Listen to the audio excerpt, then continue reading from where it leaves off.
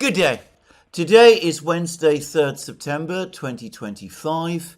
And well, yesterday, the various meetings that have been taking place in China, in Tianjin and in Beijing, the meeting of the Shanghai Cooperation Organization and the celebrations of China's victory against Japan in the Second World War, well, they all ended in a colossal military parade which took place in Beijing, along Chang'an Avenue, through Tiananmen Square, reviewed by the Chinese leadership and by the distinguished guests from the podium under the Tiananmen Gate.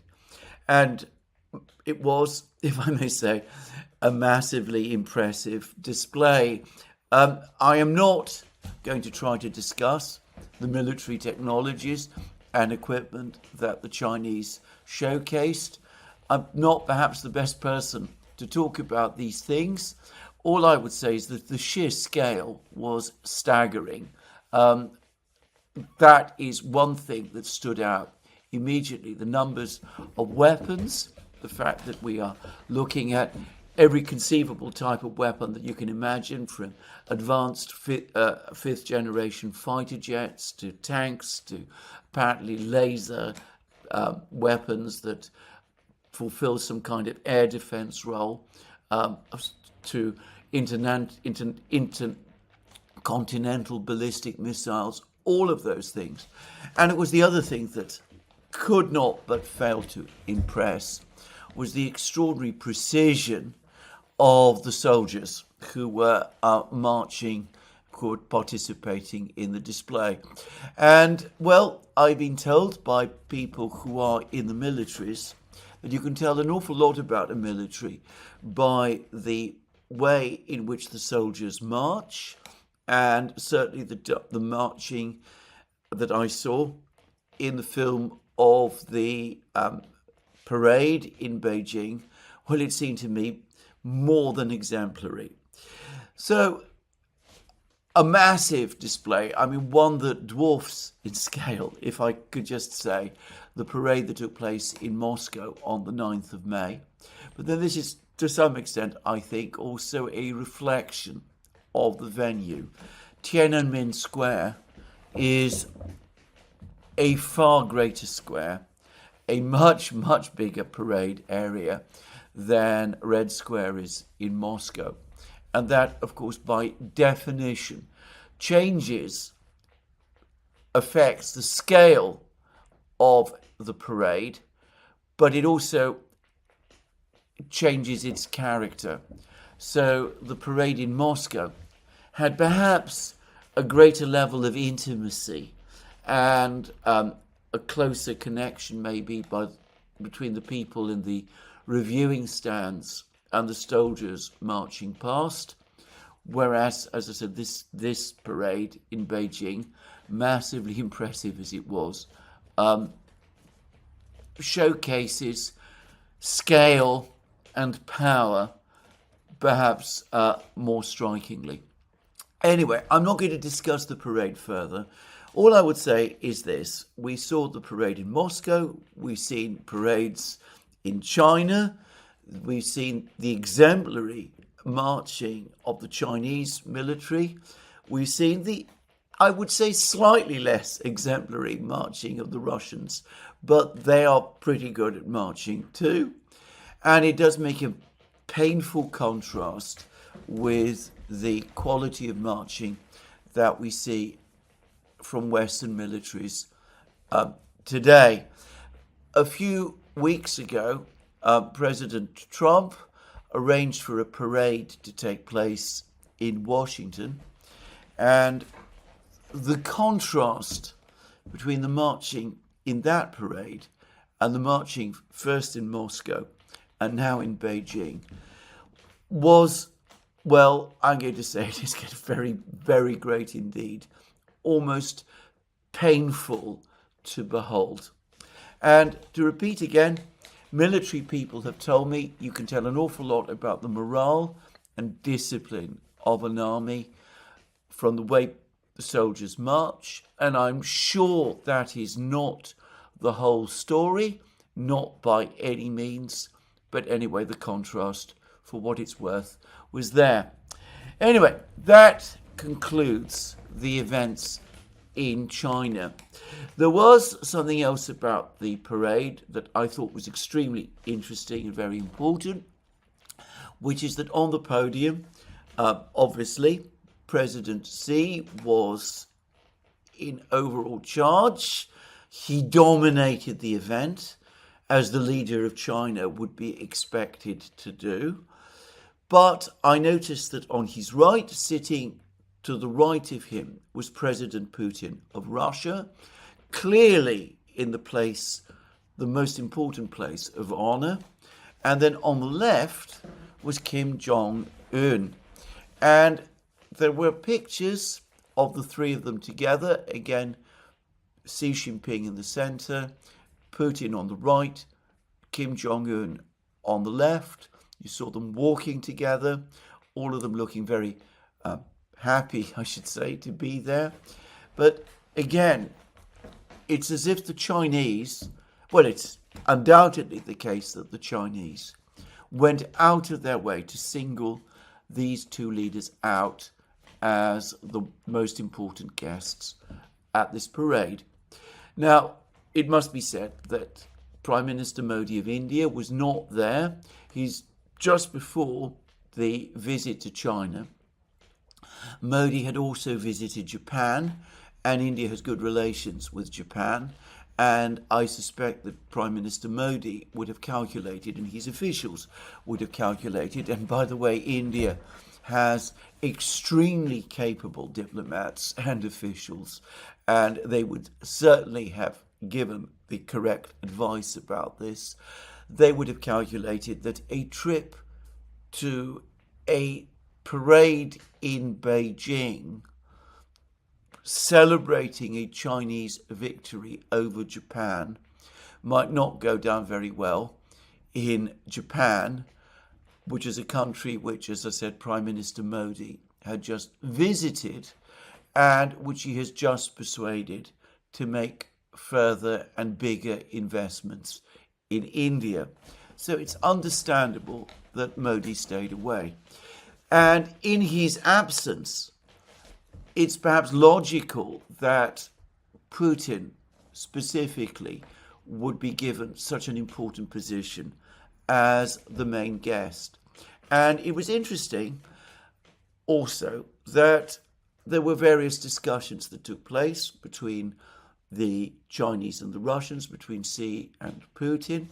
And Xi, the president of China, said something which I can't help but think was a response to certain rather unfortunate comments that President Trump of the United States has previously published on Truth Social.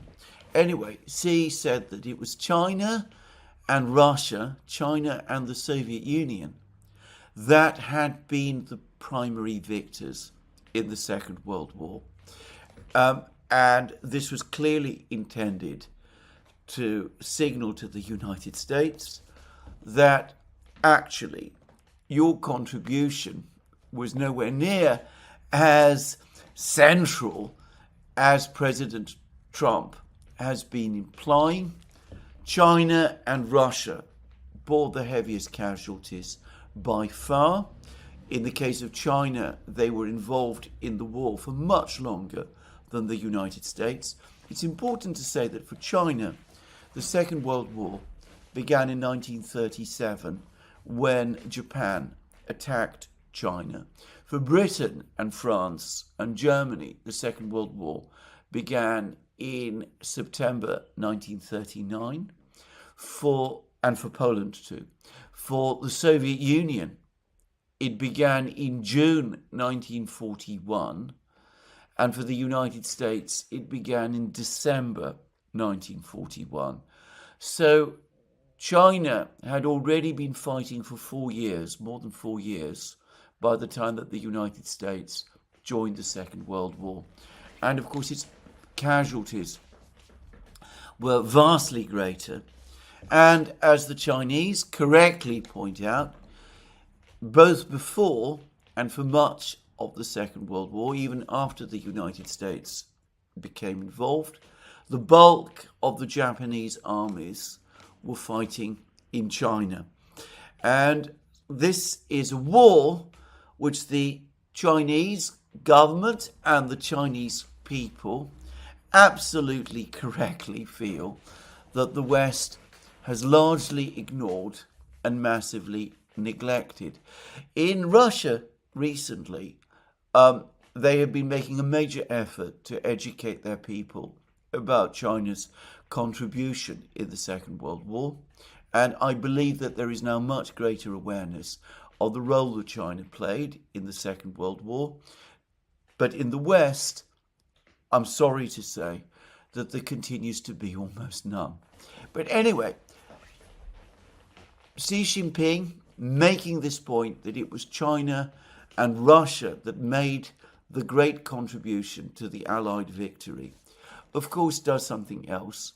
It singles these two countries out as the victors of the Second World War, but also as the guardians, the trustees of the victory. The attempts to revise its outcome, to justify some of the actions that were taken in Japan and Germany in the lead up to the Second World War, to justify the ideological developments that we've seen happen in Europe, in Ukraine, elsewhere over the last few years, and the Chinese would say also. So saying this,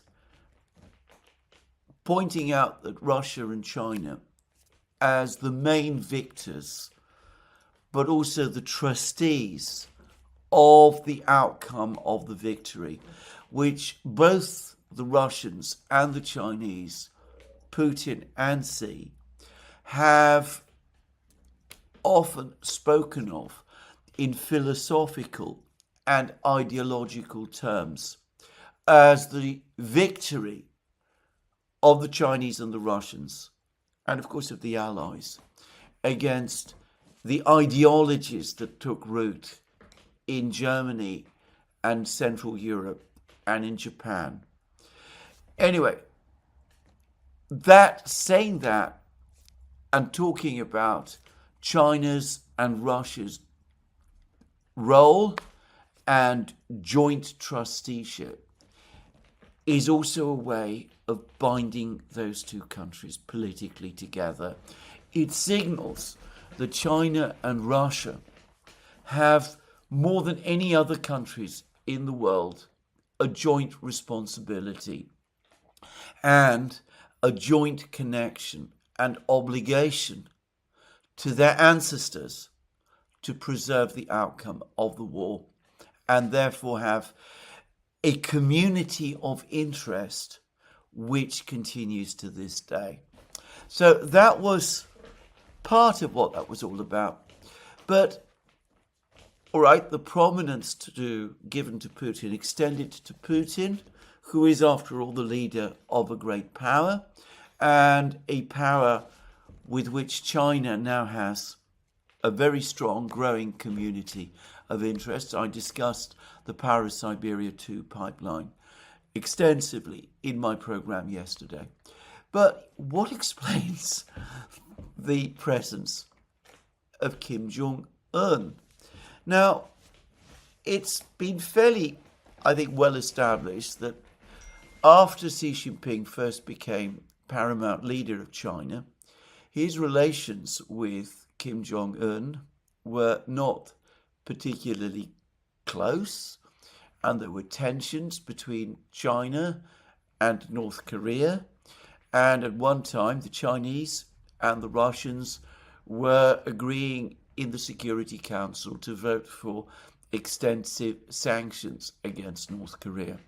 And I remember reading, this is not so long ago, critical articles in the Chinese media about North Korea, and by the way, about Kim Jong-un personally. So that was not that long ago. And I should say that the Russians were always much more measured in what they had to say about North Korea. I can remember that Putin, at one point, even as Russia was supporting sanctions against North Korea, I can remember Putin going out of his way to say that North Korea was a state, an internationally recognized state, and as such merited a certain respect. That was an unusual comment coming from any world leader at that particular time, but I remember Putin said it. But nonetheless, the Russians continued to support sanctions against North Korea at that time. They weren't prepared to break with the Chinese on that issue. And of course, the Americans were pursuing sanctions against North Korea also at that time. So there has been, it's impossible to deny this, a major change in attitudes towards North Korea and its leader. The Russians, over the last few years, especially since the start of the special military operation, have established what must be in all terms described as an extremely friendly and cordial relationship with North Korea. They've renewed a long-standing treaty with North Korea, which classifies North Korea as an ally, a military ally. North Korea has obligations to come to Russia's defense in the event that Russia is attacked. And Kim Jong-un made absolutely sure that that part of the agreement was honored by apparently offering, and I understand even insisting, that the Russians agree to the deployment of a North Korean force to Kursk region. And Kim Jong-un, over the last couple of weeks, has been going out of his way to commemorate and congratulate the North Korean soldiers who participated in that operation. He's met with several of the veterans. He's comforted the relatives of some of the soldiers who died. There's pictures of him weeping over the coffins of some of the soldiers who died. It's clearly been done to highlight, again, North Korea's contribution to this battle. But of course, the primary purpose of a lot of this is to tell the Russians, look, we did this to you. We came to your help. If we ever get into trouble, if we ever face military attacks from the United States, South Korea, from Japan, we do this to you, you must reciprocate. You must do this for us too. So there is now a military obligation on Russia also to come to North Korea's defense. And of course, this repeats provisions made in treaties that the Soviet Union and North Korea agreed with each other, I believe in the 1960s, when they were absolutely allies. But the fact remains that the treaty was updated, that provision was there, and both the North Koreans and the Russians have gone out of their way to say that this is an actual live commitment. It's not just a form of words. And we see that Kim Jong-un has ensured that an actual, concrete, substantive step was taken through the deployment of the North Korean troops to Kursk region to demonstrate that it is a living commitment as well. And, well, it's not obviously just military relations, because the Russians and the the Russians and the North Koreans have been working increasingly closely with each other on economics, it's clear that the Russians are now heavily involved in the North Korean economy again.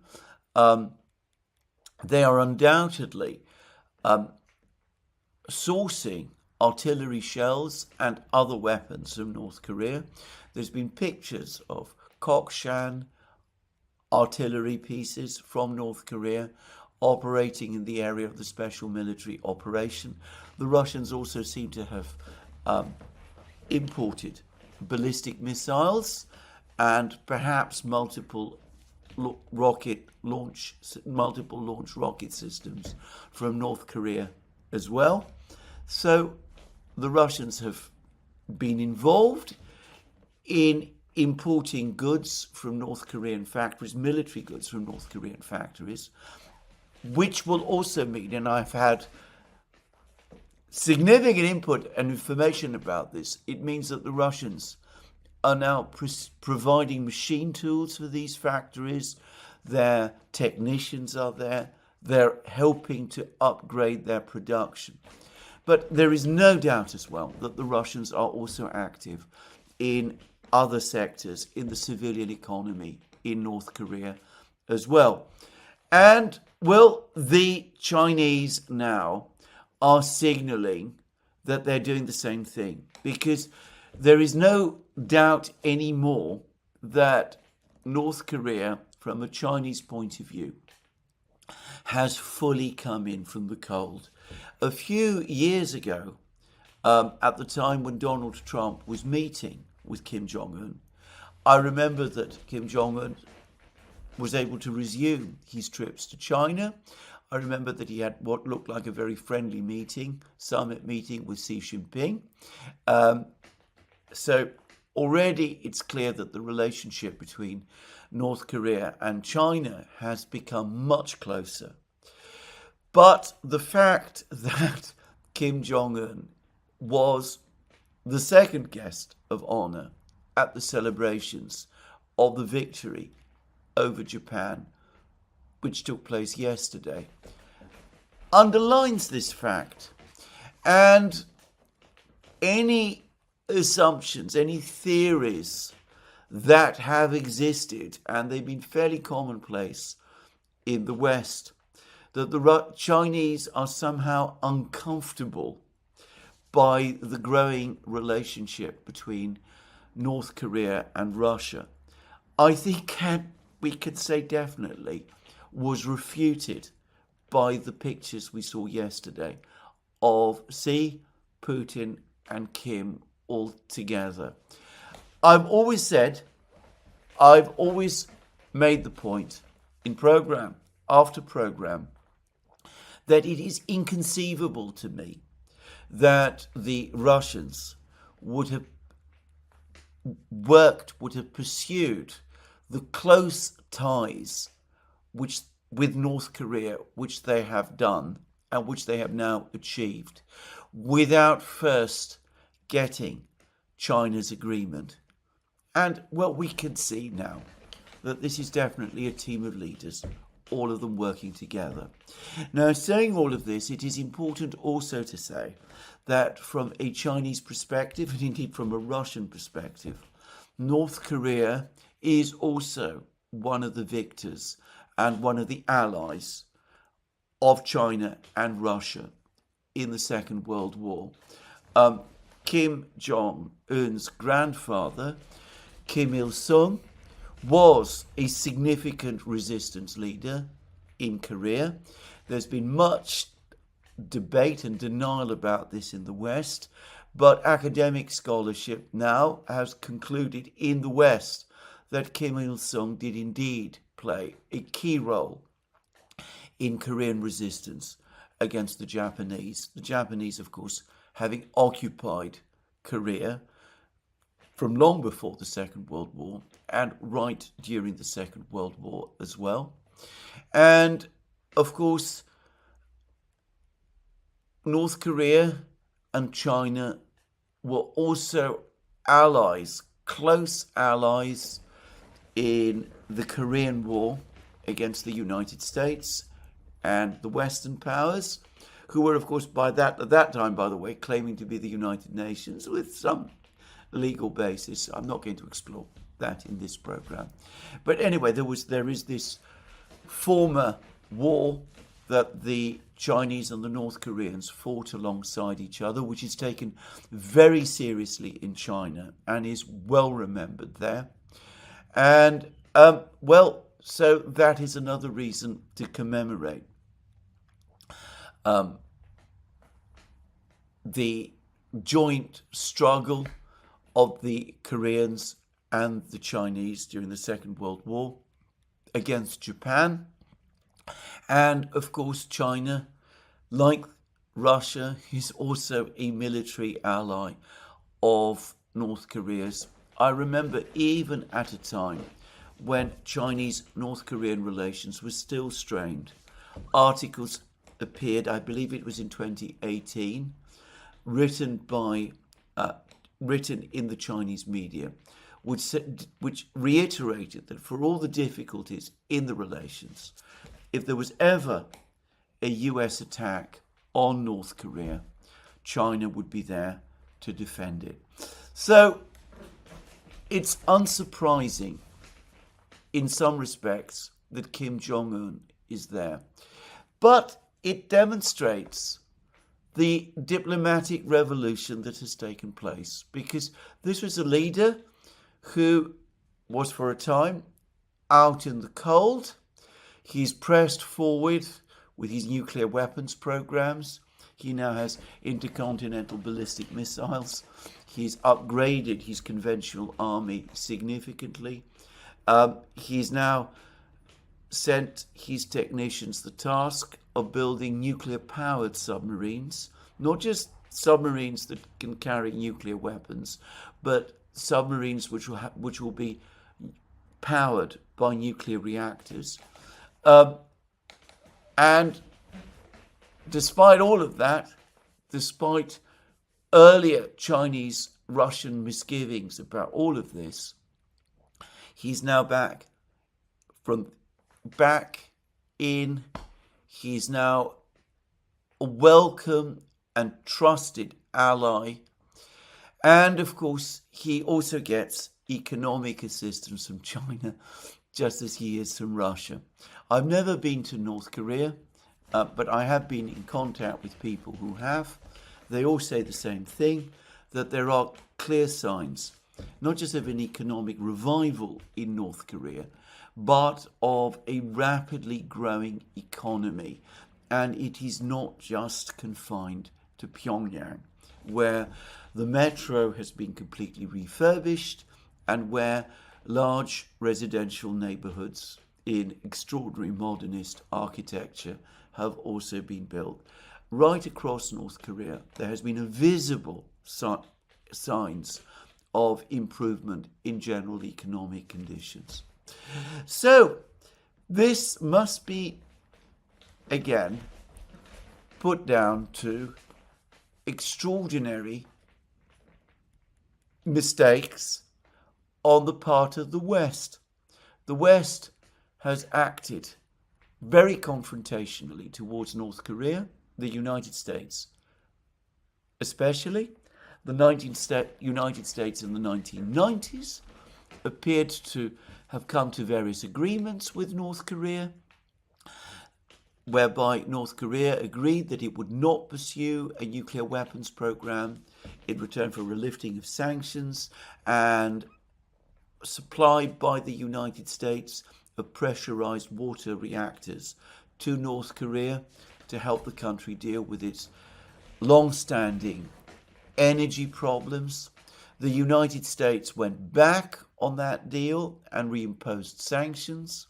North Korea proceeded to develop its nuclear weapons capabilities, and despite some serious attempts by President Trump, which were obstructed at every level within the US bureaucracy and which received no understanding or support from the larger US foreign policy establishment, not to mention the European foreign policy establishment. Notwithstanding all of those ultimately unsuccessful attempts by President Trump, North Korea was kept out in the cold. The attempts to isolate it from China and Russia ultimately failed because the United States eventually came after both China and Russia, and the great beneficiary has been Kim Jong-un. He looks more secure in his position than he has ever done.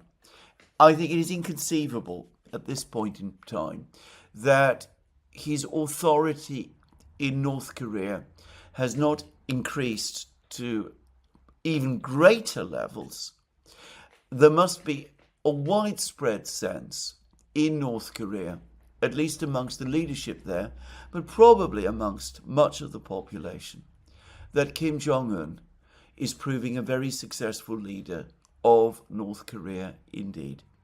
Chalk this down as another extraordinary achievement of the neocons and of their lock grip of US foreign policy.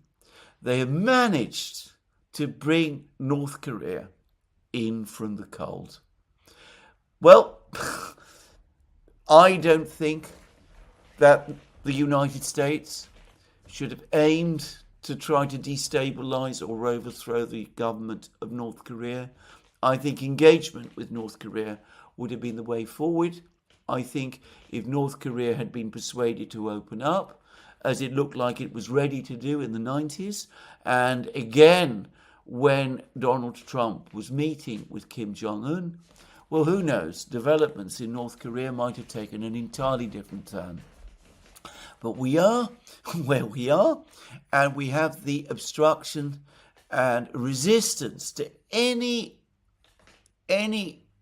change of approach from the neocons to explain this.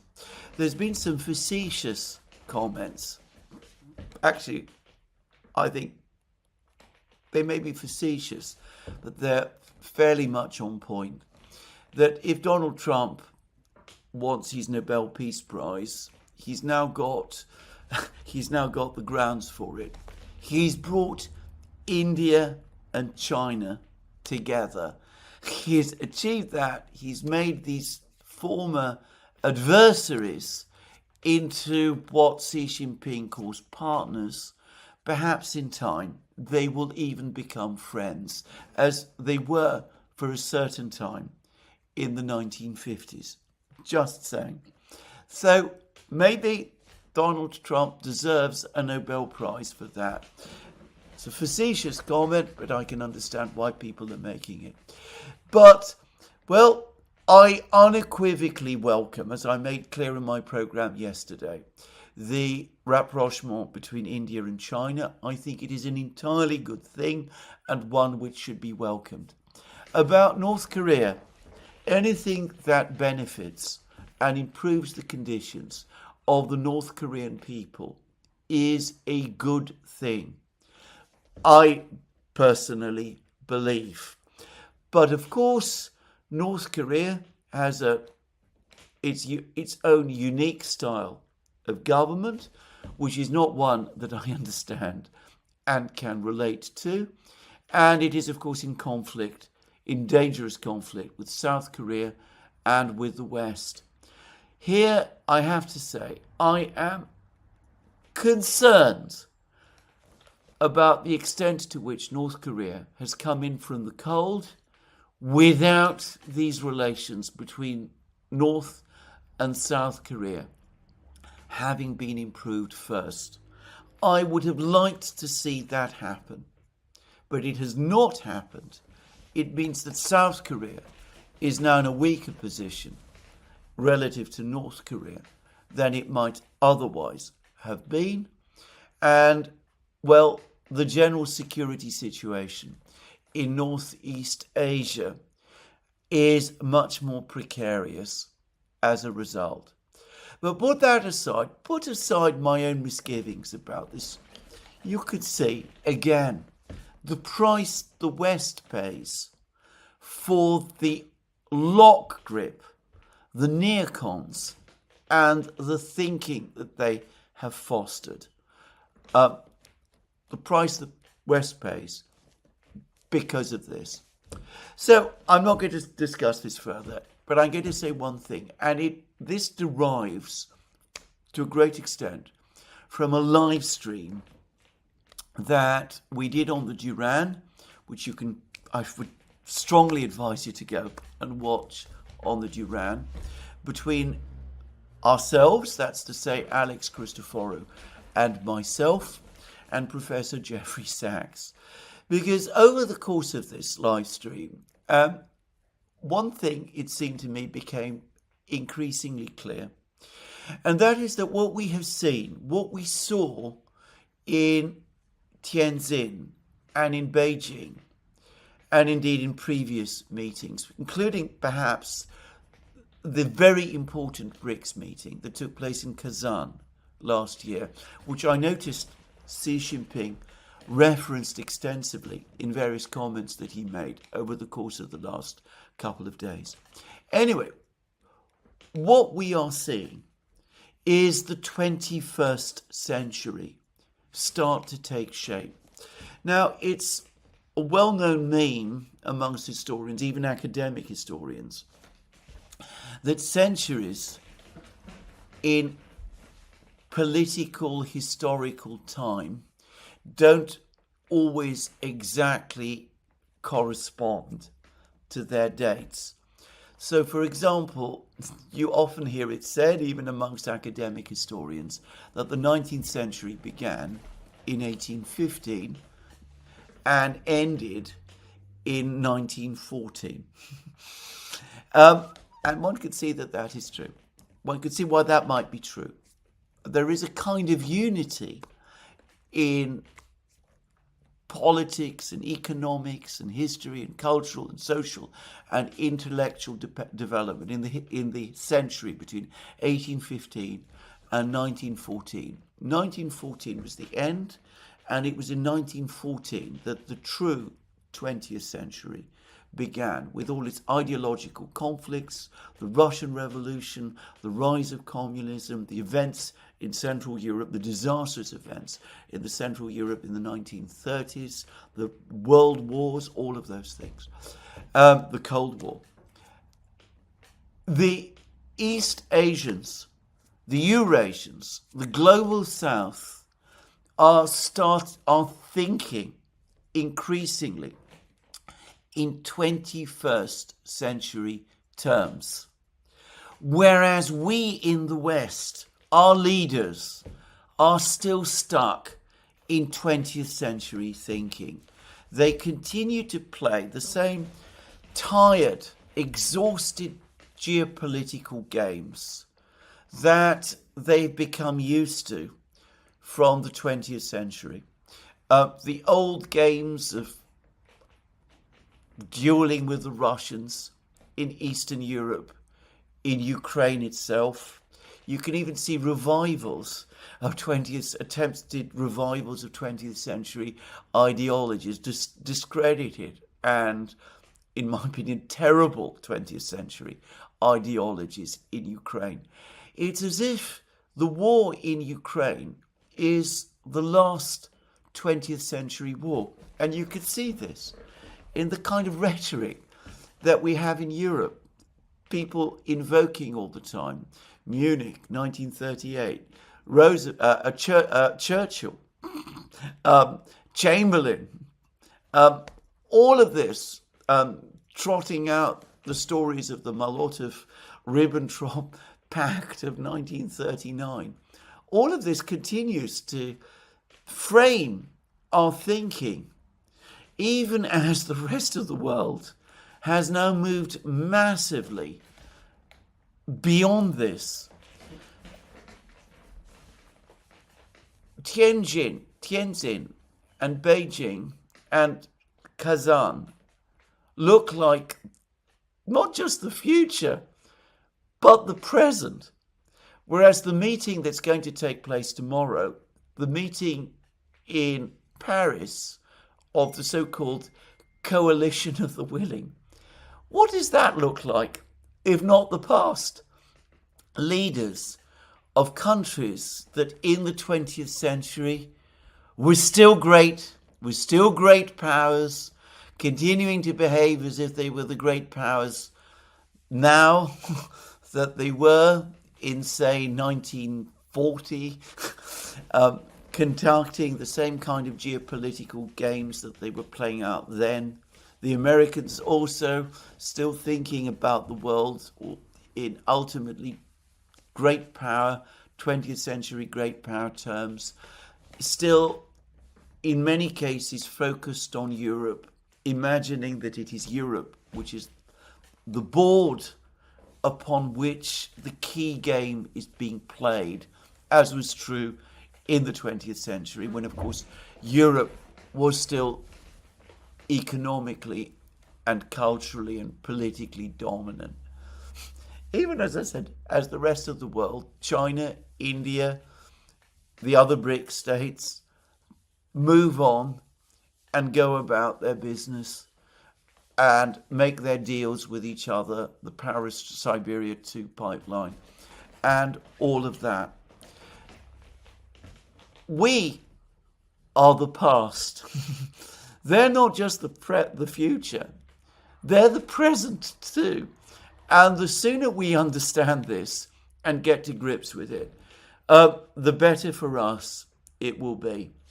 Well, let's move on and discuss not perhaps these sweeping things, which, as I said, we do nonetheless need to keep at the back of our minds. But let's now turn again to the dreary events, dreary, tragic events that continue to play out in Europe. President Trump of the United States has now resurfaced. There's been an absence which inspired all sorts of vacuous commentary, which I'm not going to waste my time on. But anyway, he's again, I've noticed, trotted out his same points about the fact that he's disappointed with President Putin. He says this all the time, regularly, and then he has a meeting with Putin and he takes it all back and progress is made and all sorts of things. Anyway, President Trump talks about how disappointed he is with Putin. He didn't announce any new initiatives. He didn't announce any new plans. There was an article in the London Times which said that effectively President Trump's approach, his peace initiative with respect to Ukraine has hit a wall. I've been saying this for some time. Others, of course, have been saying it too. Anyway, that's President Trump. The leaders in Europe continue to talk about ceasefires, which of course President Trump has rejected. They continue to hold meetings with each other, as they're just about to do in Paris, the Coalition of the Willing, Sir Keir Starmer, the Prime Minister of Britain, my Prime Minister, President Macron, Friedrich Merz. They're all going to be meeting in Paris. I'm not going to discuss this meeting again.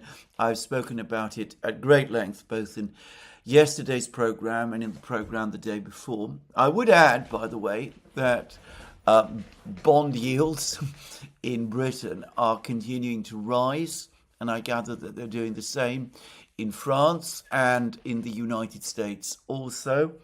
And there's said to be a movement towards gold and all of that. I'm not going to discuss what all that means, certainly not in this programme. But anyway, there are signs of economic and financial stress. And by the way, just as I mentioned economic matters, I noticed that in August, industrial production in the United States contracted again. It has been doing so almost continuously since the end of the spike, the expansion that took place following the lifting of the lockdowns. So industrial production in the United States has curved downwards and continues to curve downwards. There was a small upward blip in February, directly after President Trump's election. But since then, rather inauguration, but since then it's been a gradual, slow decline. Anyway, this is not apparently important. Sending troops to Ukraine, talking about ceasefires, coming up with ideas about coalitions of the willing.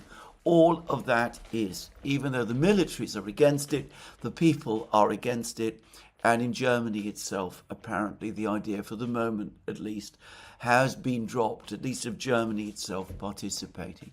But anyway, they're going to go and continue to hold all of those meetings. But in the meantime, Lavrov, the Russian foreign minister, has been talking again. So is Putin, but in this instance it's Lavrov who I found more interesting, because what Lavrov has again said is that in order for there to be a peace agreement in ending the conflict, an actual stable long-term peace agreement, the four regions as part of Russia, the status of the four regions as part of Russia, and I understood him to mean the four regions, Zaporozhye and Kherson, as well as Donetsk, Lugansk, plus of course Crimea, that their status as part of Russia needed to be internationally recognized. In other words, not just recognized by Ukraine, but recognized by the Western powers as well.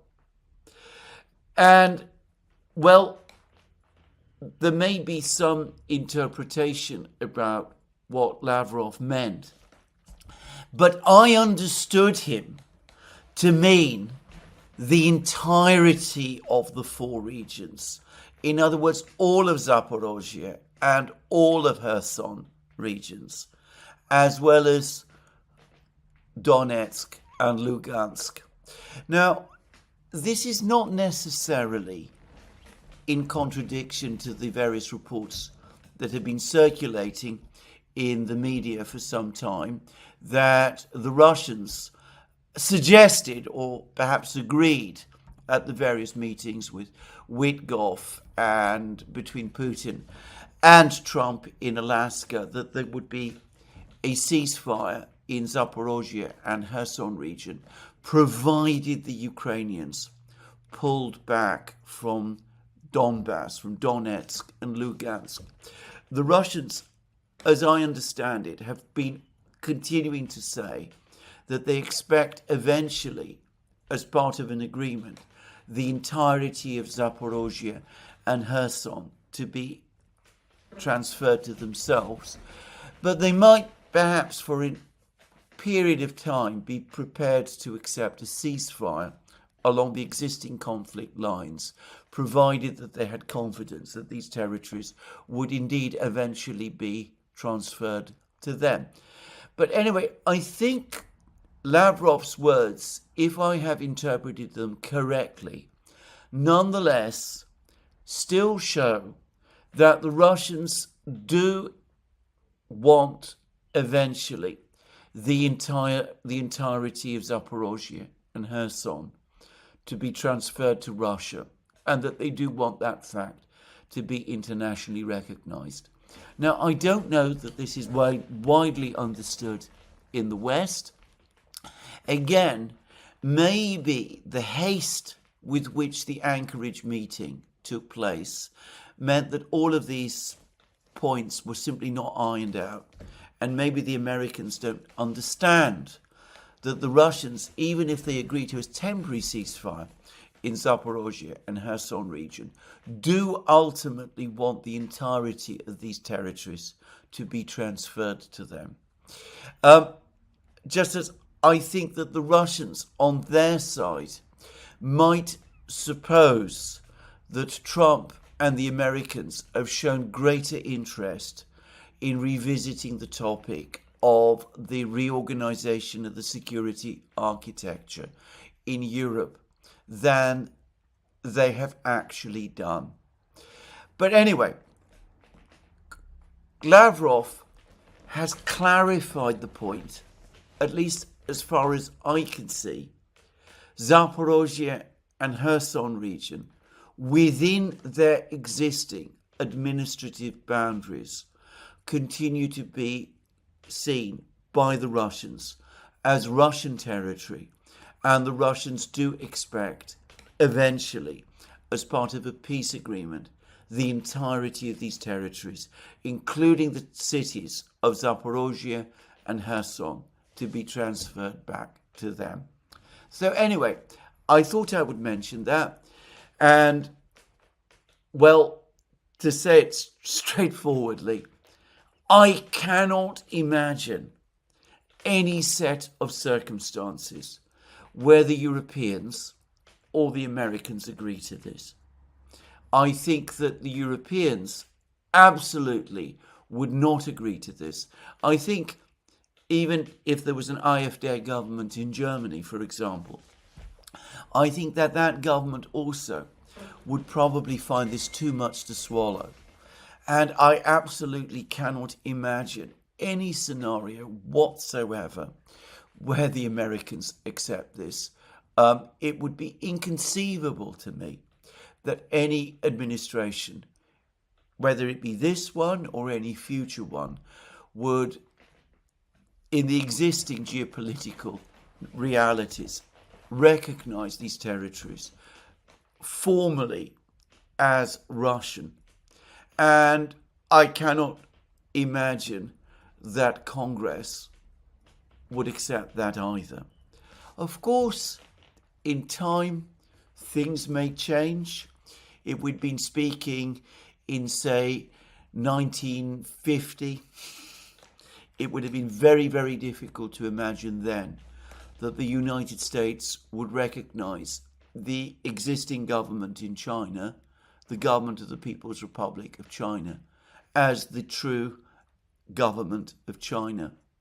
But of course, in the late 1970s, almost 30 years later, that is what the United States did eventually do. But in the existing realities that we face today, I have to say, I think that is all but impossible. And again, I'm not sure that the Americans understand that, and I'm not sure that Donald Trump understands this. And the impossibility of this Russian demand and perhaps expectation really does cast a massive question mark over whether we can see a negotiated peace. Not, though, that we should stop trying. That's a different thing completely. Now, that then brings me to the state of the war. And over the last few hours, there's been another massive missile and drone strike by the Russians against Ukraine. Most of the targets appear to have been located in central and western Ukraine. Hundreds of drones, perhaps 500 Geranium 2 drones altogether, or something roughly of that size. Lots of missiles as well, all launched against targets in Ukraine. Huge amount of damage done. I'm not going to discuss in this program the extent of that damage. No doubt by tomorrow the Russian military will be providing us with more information about it. But there have been some very interesting additional pieces of information from the front lines. And shortly before I started making this program, the Russian Defense Ministry started to publish videos showing Russian troops in Kupiansk.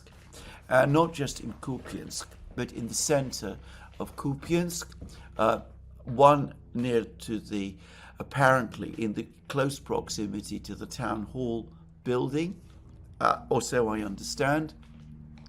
In other key places within Kupiansk itself. Now, there's been a lot of surprise about General Gerasimov's announcement a few days ago when he made his great overview about the military situation in Ukraine, that the Russians have not only effectively encircled the remaining Ukrainian troops in Kupiansk, but are in possession of half of the town. President Zelensky, of course, angrily denied that this was the case, or at least he insisted that all of the various things that Gerasimov was saying were untrue. I have said in previous programs, on the contrary, that if you had been following accounts of the fighting in, say, Kupiansk, from Russian channels, from places like Radovka and TASS and elsewhere, you would have known that there was street fighting going on in Kupiansk for some time, and that the Russians had indeed engaged in an encirclement operation of the Ukrainians there, and you would not have been so surprised by this news. But anyway, we now have that confirmation. The Russians do appear to be in control, perhaps of half of Kupiansk. The Russian Defense Ministry implied more than half. It could be that the days of Ukrainian control of Kupiansk are indeed coming to an end, and, well, the Russians have provided us with the video footage to confirm it. There's been reports of Russian counterattacks, of Ukrainian counterattacks in the Kupiansk area. The Ukrainians were supposed to have recaptured a particular village, presumably in order to break through to Kupiansk itself.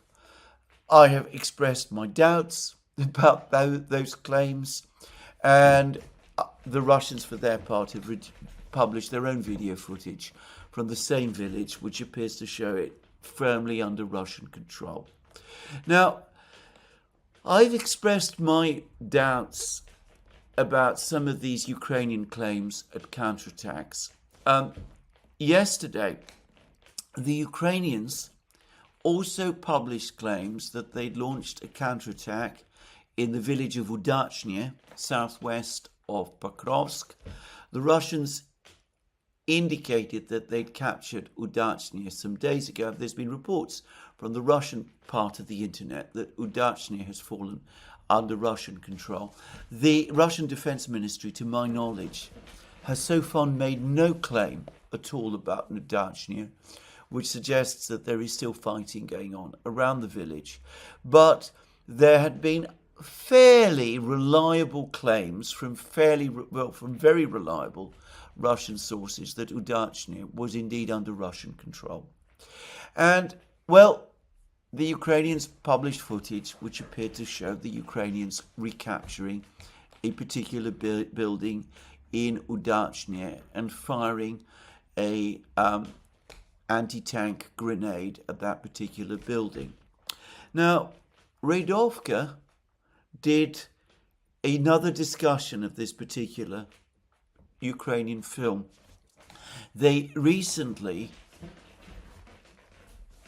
published what they said was a rebuttal of the Ukrainian claims, the Ukrainian video of the tank in Pokrovsk firing at an apartment building.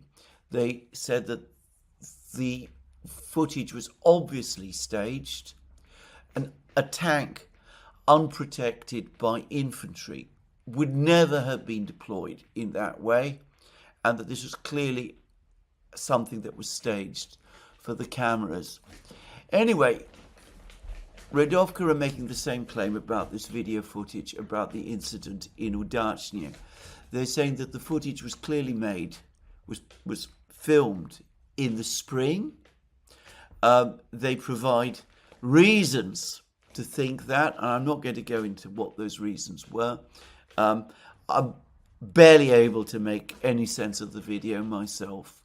But anyway, the Radovka says that this footage is old, that the Ukrainians occasionally do make films whilst they're in control of a particular location.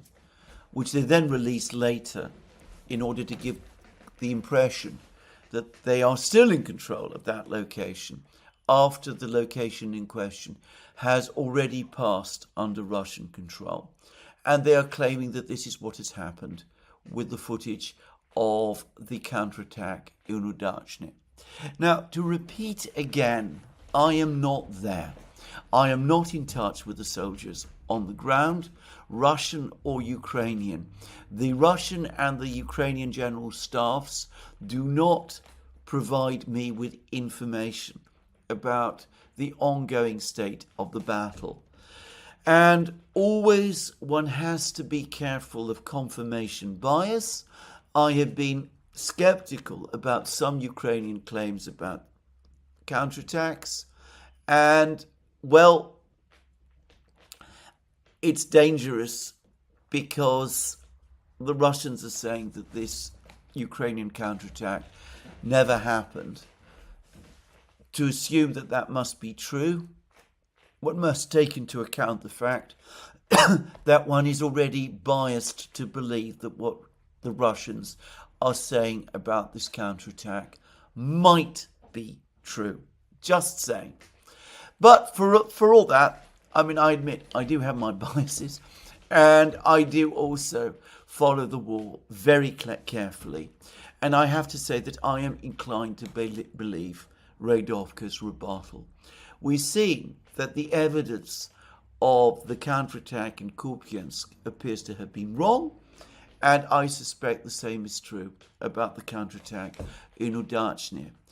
Just as I also believe that the counterattack with the tank in Pokrovsk was also probably staged. Anyway, that brings me now to the situation in Pokrovsk. There are further reports of Russian advances within the city. Even as I am making this program, I'm seeing reports appearing that Russian troops have reached the center of Pokrovsk through another pipe. This story repeats itself constantly. It happened in Avdiivka, it happened in Sudzha, it supposedly happened in Pokrovsk itself. I see that these reports seem to be originating from Ukrainian sources. I'm always skeptical about these pipeline stories, though the Avdiivka and Sudzha stories turned out to be mostly true. I wonder, however, again I'm showing my bias and skepticism here, I wonder whether, however, this isn't a way for the Ukrainians to finally admit what has been clear to me for some time, which is that the Russians do indeed hold positions in central Pokrovsk. The Ukrainians have been trying to push back against these claims for some time. Now they've discovered this pipe and they say that this is how the Russians got to central Pokrovsk, though there is good reason to think that they have actually been in central Pokrovsk for quite some time. So anyway, that is what I think about this particular story. I accept I might be wrong. It may be that the Russians have infiltrated to central Pokrovsk through a pipe. What difference ultimately does it make if the Russians do actually have positions in central Pokrovsk? This story further strengthens my belief that the defense of Pokrovsk is collapsing. Whenever one of these pipeline stories appears, it always seems to precede the collapse of the Ukrainian defense wherever it is taking place. We had the pipeline story in Avdiivka, and then Avdiivka almost immediately fell. We had the pipeline story in Sudzha, in Kursk region, and Sudzha almost immediately fell. Perhaps this time in Pokrovsk, a much bigger place than either Avdiivka or Sudzha, it is going to be different. But, well, we have that experience behind us. I strongly suspect that over the next couple of weeks, Pokrovsk will indeed fall. The Russians have also released footage from the area of the Kupiansk reservoir. I've actually seen, for the first time, by the way, in a video, actual film of the Kupiansk reservoir. And I have to say, it looks like a big lake, but nothing more than that. It's absolutely not a huge water body. Somebody could certainly swim across it if they were a reasonably good swimmer, or so it seems to me. Of course, the water probably by now is starting to get cold, but then fresh water often is. But anyway, I've seen pictures. The Russians are shelling the north bank of the Kupiansk reservoir, which I take as a further sign that they have indeed gained full control of the southern bank of the Kupiansk reservoir. Because if not, why would they be shelling there? So the battle for Konstantinovka is intensifying. There is further news in the Pokrovsk area that the Russians are now pushing into Mirnograd, and that they're fighting for the village of Shakove, which the Ukrainians seem to be defending and seem to be pulling out all the stops to defend, even though they run a serious risk, according to Redovka again, of being surrounded there. So anyway, that is the state of the war at the present time. Well, we also have intensifying concerns about the situation in the Middle East. A massively unreported story is of a row that has erupted between Iran and Russia, by the way. An Iranian politician and certain media outlets in Iran claimed that Russia had assisted Israel in its attacks on Iran in June by providing intelligence information about Iranian military facilities to Israel. The Russians were absolutely furious by these comments, and the Russian Foreign Ministry has published a very stern statement about it. Iranian officials have rushed to say that the Iranian politician who talked in this way was speaking out of turn, and that the media outlets in Iran that repeated these allegations were wrong about this also. And well, there are also multiple reports in the West, in Iran and Russia, that despite all of these tensions, the situation between Iran and Russia continues to go on track. Pezeshkian and Putin, incidentally, had a friendly meeting in China over the course of the SCO meeting. And I believe, though I'm not absolutely sure, that Pezeshkian remained in Beijing for the celebration of China's victory over Japan in the Second World War. But we see the tensions and a certain level, a certain undercurrent of hostility continue to exist and bedevil the relations between Iran and Russia. I should say that the hostility, as far as I am aware, is entirely on the Iranian side. But as I've said, there is a history between Iran and Russia. And there is some good reason, or at least there is some reason for this hostility. Anyway, I still believe we are set for a very troubled autumn. And we will probably see, in fact, I'm sure we will see Pokrovsk fall over the course of this autumn. And quite likely Siversk and Kupiansk will fall too. Kupiansk, it seems to me, likely to fall very soon. What Western leaders are going to do in response to all of this, I don't know. But for the moment, it seems to me that they're holding more meetings, They're rearranging the deck chairs on the Titanic with every one of these meetings. They seem blind to the changes in the world that continue to take place all around them. Well, this is where I finish today's program. Let me remind you again, you can find all our programs on our various platforms, Locals, Rumble and X. You can support our work via Patreon and Subscribe Stars by going to our shop, links under this video. Please remember, if you've liked this video, to tick the like button and to check your subscription to this channel. That's me for today. More from me soon. Have a very good day.